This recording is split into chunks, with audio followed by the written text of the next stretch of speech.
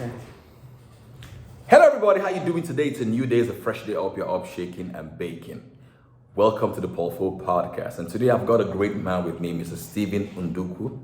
He's the largest YouTuber in Africa and a documentarian, and it's something that many people don't know. You own a media business as well. Yeah. This is the second time I'm interviewing Staven for the Paulful Podcast. So I'm really looking forward to a great conversation. And I also want to thank my friends at Femi Homes in Abuja for sponsoring this episode of the Paulful Podcast. I'm going to put details of their business in the show notes. Stevie, welcome to the podcast. First of all, welcome back to Lagos. Yes, man. Welcome back to Lagos. Yes, man. It's nice to be doing this in person, you know. Yeah. Because it's usually like Zoom or whatever we used to record. But the last episode was quite interesting. Yes. And since then we've been on a lot of things. Platform has grown, impact has increased a little bit. So I'm looking forward to the conversation we're going to have, and hope it's going to inspire the creators out there, and we'll dive in deeper into the creator economy. Exactly. Thank you so much for coming. All right, now Staven, just 30 seconds of your backstory. How did you start this? Just for the benefit of those who don't know you. All right, 30 seconds of my backstory. I've always been looking for like a career, first of all, that would allow me work without boundaries. Like I can make money without boundaries, right? So from the age of like 19 all the way to 25, I think I dived into like 4 or 5 different careers, from a photographer to an animator to a video editor and videographer to social media marketing and doing web design. So for each and every one of these careers, it's always a question like, how fast do you think you can be a millionaire with this, right? So most of the answers to that question would be building like a media empire where you have a lot of staff to be able to work for top organizations. That's the fastest way, and I feel I don't want to run such a big, empire. So I stumbled on content creation when I had like a 9 to 5, because the nature of my job requires me to get done with the day by like 11. So from 11 all the way to 6, I had nothing to do. So I was just watching YouTube, and then I started asking myself, how do these people monetize their creativity? How do they show up on camera every time and build a business? I started learning about the creator economy and how creators are building income stream for themselves. And that's how I got the interest. Like, no, I'm going to give this a start. Started my YouTube channel, and then I used to teach people about building website, because that's what I knew how to do, and social media marketing. Yeah. And then the interest just keep growing and growing. Yeah. Fantastic. I mean, you have like 547,000 plus subscribers on YouTube channel, and across all platforms you have like 2 million fans all over the platforms. This is interesting. What are some of the revenue streams for creators? So it's quite interesting. I did a documentary about the skit making industry, where I even dived in deeper through this conversation, how these skit makers are building income streams and also empowering, like making money from the creator economy. So I'm just going to speak from my own perspective right now, but you guys can watch out for the video when it comes out. So the first is usually like ad sharing. So most of these platforms offer monetization opportunities, whether it be YouTube, X, Instagram, Snapchat, TikTok, and likes of you. Well, depending on your location, right? So where the platform gets to put an ad on your video, and in exchange, they're going to share the revenue with you. For YouTube, it's 45-55%.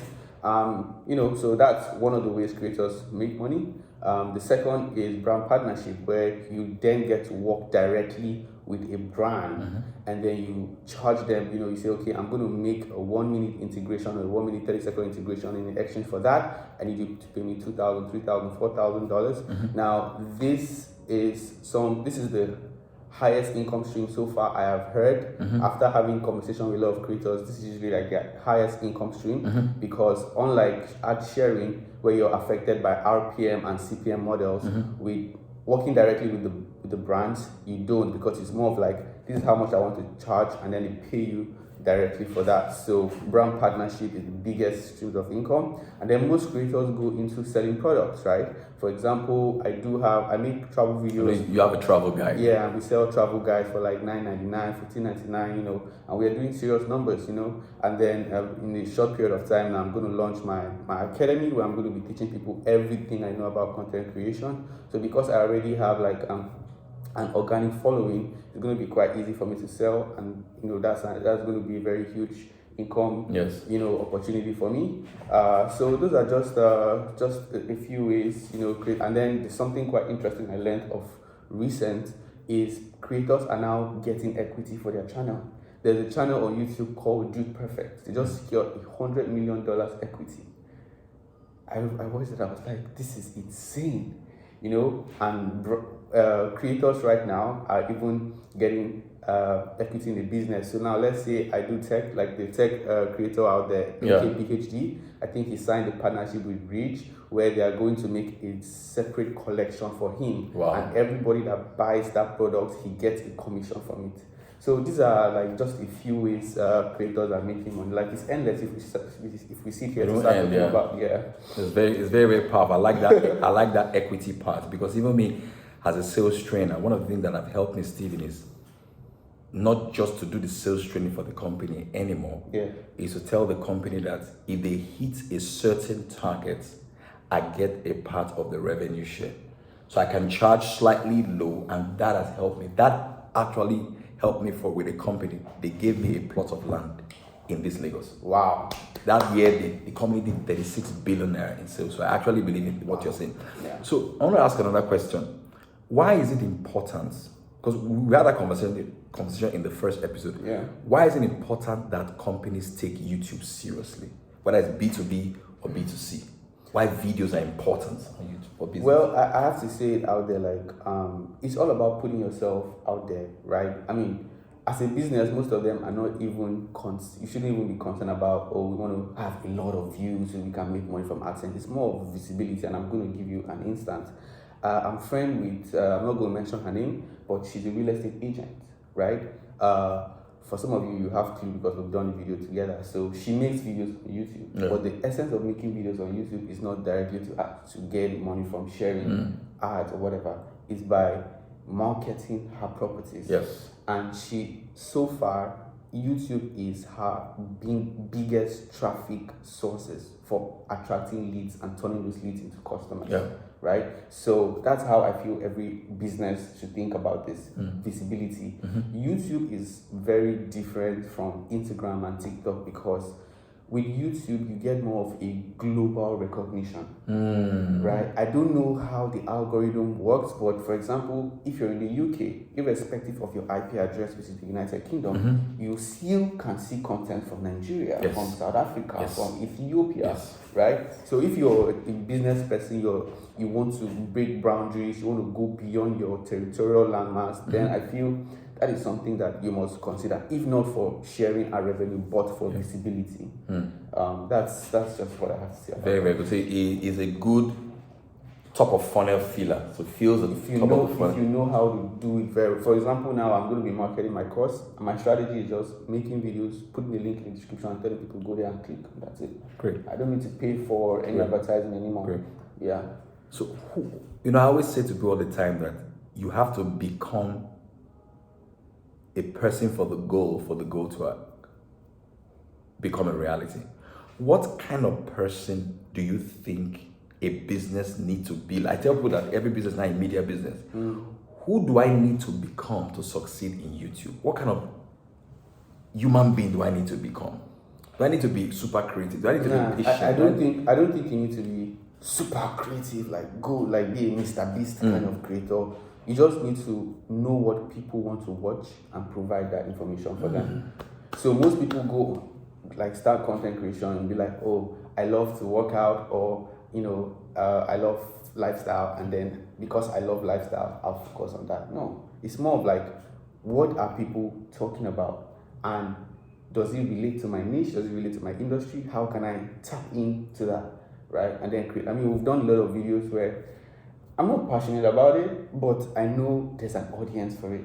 If I go through the hard work to present this content and do all the research, people are going to watch. So it's more of making videos about topics that have large interest, sort of. So if you think about it that way, then you will start getting a lot more traction in your videos, because most people start from them, it's because I like iPhones. I'm going to open a channel and start talking. No, it's more of like, which device is it right now? Go get that device and start talking about it, because the market research is already there for you. Just tap into it and start making videos. So what you're saying, in other words, is that identify the needs, the interests, and the problems of a target audience, create video to solve that problem or speak to that. It's as easy as that. I'm going to give you a tip. I mean, I'm sharing some things in my course so far, but I'm also going to give you guys a tip right there. There are some times where probably you've done 10 videos and one of them pick up. Yeah. A smart thing for you to do is to turn that one that pick up into an episode. Part 1, part 2, part 3, part 4. Because it has a history of like probably you've tested it, because you get to the time where you're testing ideas, and then you see one that picked up. What I like to do is I'll take that and turn it into an episode, just like I did with my mashup videos that's going on viral right now. That's a part 2 series. I have also a series called the Top 10 series. I replicate that in every country. Same content type, it's just different for each country, right? I've had so many episodes like that, part 1, part 2, part 3, because I know these episodes have a large interest base, and all I just need to do is replicate that same episode in a different way, in a different region, a different person. That's a very big tip for you guys. Very big. Yeah. See, for beginners, right? What kind of tools do they need? I mean, we're recording this thing on an iPhone, because some people think that they need all the equipment in the world. What are the basic tools that somebody needs to have to start a YouTube channel for their business or for their personal brand? I mean, right now, the barrier into the market, like entry barrier right now is I don't know, it's very open. Like, things are cheaper, things are more accessible. Yes. Like when we started sometime in 2018, where you need to have a camera, like you can imagine, we're just doing like this with a phone. And even the documentary I made with the skit makers, these guys are using their phone. All of them, Sabino, Mackenzie, they are all using their phones to make their videos. So nobody care about how you make it. It's the story behind it. So what you need, start with what you have. If you have a smartphone, start with that. But don't compromise on the audio quality. There are cheap microphones now you can get in Nigeria, 40,000, 50,000, very cheap. You can go all the way to $100 if you want to go really advanced. But I think with like a 200, 250, 300 budget, you can get a stand for your phone. Well, it all depends on the kind of content that you're making. But at base, you need a camera. Most likely, you can start with your phone. With a microphone, you just get like a cheap microphone. Get yourself a stand. If you don't have lighting in your house, you just like now we're shooting without lighting. We're using the lighting of the place. And you see how nice the video is. Very nice, very nice. You can stay in your window. Figure it out. That's it. And then that's for the equipment part. For the creativity part, making video part, like the few things that I shared, just figure out, after you're done figuring out your niche, just look for where the trend is at and tap into that. Right now, there's a video I want to do, which I know is going to resonate with a lot of people, right? And I want to talk about the housing crisis in Lagos, how rents have increased drastically, but yet some areas like Ikoyi and VI, there are properties that are empty on there. So it's a big conversation. I know a lot of people would watch, and also there's a video I want to do in South Africa. There are 2 videos, one of which I realized of late, like the Cape Town has some of the best universities in Africa. Stellenbosch University, University of Cape Town. Like when I went on, they were ranking like number 1, number 2.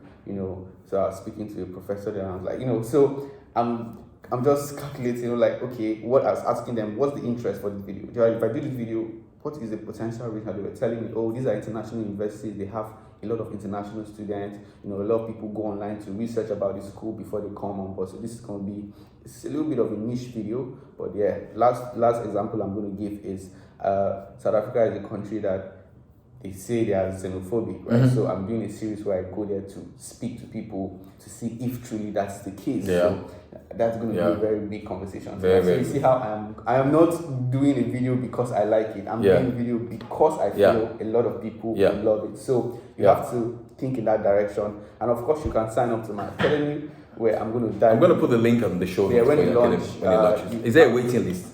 There's a waiting list right now. So I just get those emails so that the day I'm I'll launching. get the waiting list as well. And So I'll put I'm going to share a lot of things for you if you want to start. Great.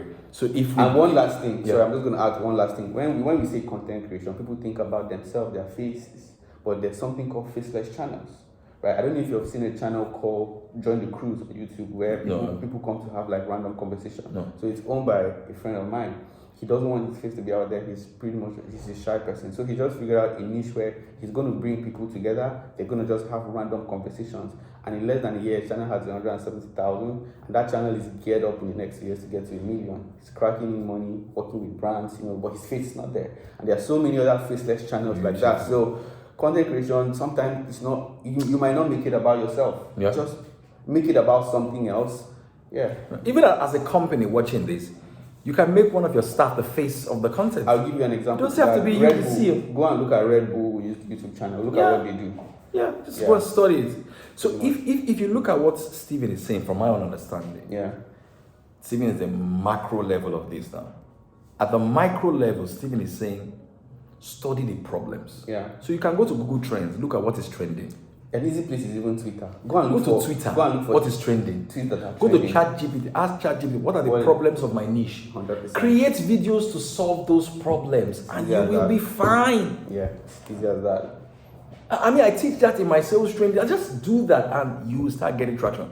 I know you're a very busy guy. Two more questions. I'm really enjoying this conversation. See, I've discovered something that most of the videos that have done well for me, I distribute them massively. I want you to speak on content distribution because people don't distribute enough. Yeah. Some don't even distribute at all. Talk to me about that. Well, this is actually key. Part of filling the algorithm is, external traffic. That's very big for the YouTube algorithm. So now, there's a traffic coming in for this video. What is really about this video that people are watching? And after a while, you're having a lot of external. Okay, YouTube will be like, all right, let's open this video up a little bit to more people on YouTube. So since it's having a lot of this traffic, so a lot of people start on making videos and they're just going to post their videos on YouTube and that'll be it. No, the bigger creators distribute. Like, I even went to create I didn't even know like Facebook monetization is even available in Nigeria. The idea of me creating Facebook was so that I can have a very huge audience outside, so that I have options to be distributing. Because even when I go now to my channel and I'm looking at my traffic sources, I'm seeing Facebook as number 2, number 3, which was the goal for me. So you put snippet, whether it be on your Instagram or your TikTok. But one very interesting thing that I've started doing of recent is there are these mini blog blog handles. Like they like to retweet on very controversial things. I know. So what I do is I'll go and submit my content to them. I'm like, but I just dropped this video. We'll share them like this. They look at it. It's nice. Okay. When they go and share it, I'll just go into the comment section and say, go and watch the full video. Like that. Go and watch the full video. Like you see Tunde not have posted my video a couple of times. I'll just go to the comment section and say, guys, I know people are enjoying this. I'll be like, there's a full video. Go watch it. We post it and then I post on my Twitter. It's having like thousands of views, and then when I go ahead and put I don't know if I can just show you a quick example now. So if you go, this is my Twitter handle. So the last video I posted, which is about mansions, so you can see it has like 318,000 views. Man. And then in the comments I'll say watch the full video. Here you can see it already has. Like Google will say, that's massive, baby. The video link has 15,000 views. So imagine, let's just say 50% actually clicked through. That's over 10,000 views. This is beautiful. So it was just from this. This is distribution lesson. So you have to distribute just feed the algorithm. Tell the algorithm that this video I just posted is a very good video. A lot of people are coming in. So come on, push my video to more people. So a lot of creators. I did that, but yeah, you need to start distributing your content. This is very, very, very, very, very, very powerful. If you had to do it all over again, what would you do differently? The same thing I told you. I'm just going to create my channel and figure out what my niche is. After I'm done figuring out what my niche is, I'm going to highlight for starters, the first 10 videos that I'm going to create. And those ideas are going to be geared toward trends, like things that people are interested about. For example, I have from now to June, my whole content is planned from now to June. If I show you, and these are like, so I have me. I also have, like for example, you see a video like this. I spent 100 hours in Africa's emptiest country. Now Namibia is a country that it is almost double the size of Nigeria, but it has just landmass. Yes, but then they have just 2.5 million people living in there. So it's always been driving conversation. There's always been conversations like, oh, we go to this country and endless driving, desert, sand dune. Where are the people? I saw a few posts of people talking about why is Namibia empty. So you know what? I went on there and I wrote it down. This is the story. So you can see all the way to May. This is May content, and I have so beautiful. and these are just me going out there. Like I see these video ideas and then I schedule them ahead. And the way I plan this content, a lot of people make the video before they think about their title, before they think about their thumbnail. But if you watch, I don't know if most of you watch Mr. Beast's interview, he's going to tell you he starts with the idea and he starts with the thumbnail first. Yeah. This is how I want the thumbnail to be, and then this is the likelihood, this is the title of such videos, and then he starts building up from there. So you think about the idea first, not to go and shoot it and then you figure out, what this 15-minute video I shot, what is even the name for it, So that's just what it is. When you start with that, and then most people will not start with a lot of money, so you probably don't have money to get expensive cameras. So you start with what you have, start with your phones. Yeah. But very importantly, just go and follow creators that are smashing it in your industry. Look at what they do, strategize. Look, when they post the video, don't just go and watch the video for entertainment. Break it down. Why did he do the intro like this? Why did he do the middle of the videos like this? What brands is he working for? So you know that, okay, if you get to this level, these are certain brands, so you start packaging yourself for this kind of brand to work with. Just it's a lot of research and just figuring out. And then obviously when you do a few videos, 1, 2, 3 videos that start getting views, replicate them in episodes. Say, okay, this and that, I'll take this is going to be episode 1, 2, 3, 4, 5. You spread it. So there's something called help hero content. So help is like evergreen content. This content will always be getting views, and I'm going to give you an example of that. When I do my top 10 series in different countries, I go and talk about the best neighborhoods to buy real estate. When you are going to a country to buy real estate, what's the first thing you go back and watch that video? You go and search what is the best. So that video is evergreen. Yeah. Now there is hub content. Hub content is for your existing audience. These are once in a while video you can put for your audience that already know you, they like you. I've posted a few videos, and even when I got my friend's Lamborghini and I was using it to do Uber, that's for my audience to laugh, to watch. A lot of people say that my personality. Did you use a Lamborghini for Uber? Yes. So my idea for that video literally was to show my audience like I have a goofy side, I'm fun, because I was speaking to people, I was making them laugh. I like that. So that's what you consider a hub content. And then hero content are once in a while viral video kind of videos. They are expensive to make. The research is more tedious and stuff like that. And one of those I will tell you is the video I did in Senegal about the Akon City project. That's a very controversial video, and for a long time I've been planning for that video since like 2021. I started taking note like where are they heading to in the development of Akon City. I was like, if I ever visit Senegal, this is the first video I'm going to do. And when I did that video, in less than a month, he had like 3.5 million views. Stuff like that. So I want to consider that like my hero content. So if you mix your help hero strategy, let's say you make in a month, you want to do one of each. You want to do one hero. So one evergreen, one hero, one help. That's also a good way to segment your content in makes a lot of sense. For visibility. Makes a lot of sense. And for those of you that he was talking about planning the video, I did an episode on, there was a Mr. Beast memo that was leaked. I know he leaked it by himself though. Yeah.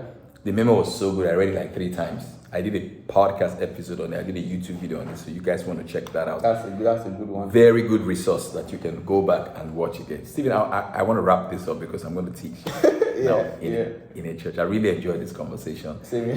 I'm very passionate about content creation. For your time and your humility. This guy is very humble and he's a very big man. I'm not I met you in London at the Nola's conference, and then I said, no, I've got to talk to this guy.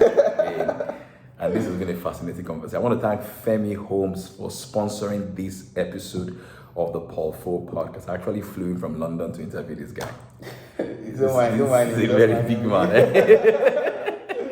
So Femi Homes, check out all their projects. It's gonna be in the link in the show notes. Check them out. They're doing amazing work. Steven, what do you say to the audience as we enter 2025 about the future? That anywhere you are in Africa, you can make money on the internet. Yeah.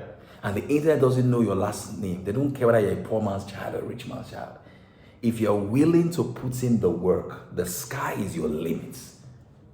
When I had when you were asking me how I started, and I was always asking myself, would this career make me rich? And then I started studying creators like Mr. Beast. These guys are getting millions of dollars of just one. I mean, he can be the benchmark. I'll be like, okay, this guy literally got a billionaire status in less than how many years doing content creation, which means it is possible. Yes. So I have to tell you guys, the creator economy, it is growing. It's even very easy to think about it. Go to when you're in the train station or you're in the bus, just look at where is everybody's attention. It's on their phones. And when on their phones, what are they looking at? YouTube. They are looking at content. What are you on TikTok, on Instagram, or podcast, whatever. This is where the presidential election, Donald Trump said it. One of his strategies for winning is getting Joe on Rogan podcast. Come on, this is the president of one of the strongest countries in the world. The strongest, not one of them. So if even some people are saying, one of the strategy was, Elon Musk going to buy Twitter. Nah. But it was Joe Rogan podcast. So you can see the power of social media. Yeah, it's very powerful. And these days, brands are paying creators crazy for their audience. They say, you have 1 million, we want to reach this your 1 million people. How much do you want? I've gotten properties of just making videos. So whatever you're doing, go on there. If you're still thinking, you can just type the create about or go to ChatGPT or whatever. There are reports on the creator economy. Yeah, go search about the creator economy. What is it like? And then it's going to start giving you numbers. Maybe that will be enough motivation for you to start. Yeah. If you're not a person like before, you like to come on camera to talk, then you can go and create a faceless channel. Yeah. And with the faceless channel, you don't even need to do the work. You go to Fiverr for $10. You can hire a video editor for $5. You hire a thumbnail designer. For another $10, you hire a script person to do the script for you, a production person, you'll be spending like, let's say $30, $35, $40 to make a proper video for you. If you put in the strategy where I tell you, you go with the trends, that way you're making content regardless, So every business should be on there as well. Yeah. Personal brands, business, companies, what have you. Yeah, but you have to be consistent and hardworking. Definitely. But let me contradict that a little bit. So a lot of people talk about consistency on YouTube. Now, YouTube will tell you have to be consistent, but you don't necessarily need to be very consistent. You need to have the best video at a particular time. That's right. There was a time when Mr. Beast posts like once in 2 months, but when he posts that video, it breaks the internet. In fact, it's like I'm going to call it. You don't have to be consistent on YouTube to win on YouTube. What I'm saying is, spend your time working on the best possible idea. Last year we did 50 something videos, but this year I'm only doing 25. Or maybe if you want to make more, like 30 or so. Not more, but quality. So that I can work with more brands. Because now I'm like, this YouTube AdSense is not sustainable. Like with the kind of videos we are doing, they're now more, it's expensive to do. So if I make 30 videos and I be like, these videos are the best videos possible, I can go talk to a brand, I have 30 videos, how about you give me money for 5? And I tell them this is the prototype, this is what we're doing, so I can get more money. So I'm not out there. And then also people are anticipating the next video. Like the video I just dropped, people are like, Steven, we hope you're going to come next week, please give us another video. So that anticipation. Well, at this level, I'll say, but for you, there's a little bit of consistency. You need to show up. You need to show up for a significant amount of time to have that buzz around you. But when you get to a particular threshold, your idea, you spend weeks working on your idea so that when you make that video, it's the best video. I have this guy, I've forgotten what his name on YouTube. This guy posts like once in 6 months. But when he drops that video, it shakes the internet. Squid Game is not going to be posting Squid Game part 1, part 2 each year. They space it out. The same thing with Big Brother. It happens once a year. Wow, this is so good. Steven, I want to say thank you. I appreciate it. God bless you for coming to the episode. Please click on the subscribe button if you haven't. Write a comment. I'll share the comment with Steven. Tag him on Instagram. And you should look when the course launch or whatever. I'll share it with him. But also you can join the waiting list. Yeah, I'm gonna put the waiting list there and put your name in. I will be in that class. I will sign up for that class. And I don't know. So Steve, maybe you can just say I'm going to share that part. I just finished an episode on the Powerful Podcast. Watch it. You know, so you're a big man now. Let me say it now. Yes, you can say it now, man. So I just finished an episode on the Powerful Podcast. It was an amazing conversation talking about the creator economy, how creators are diversifying income, breaking boundaries and stuff like that. So make sure you watch it and watch it then. Whoa!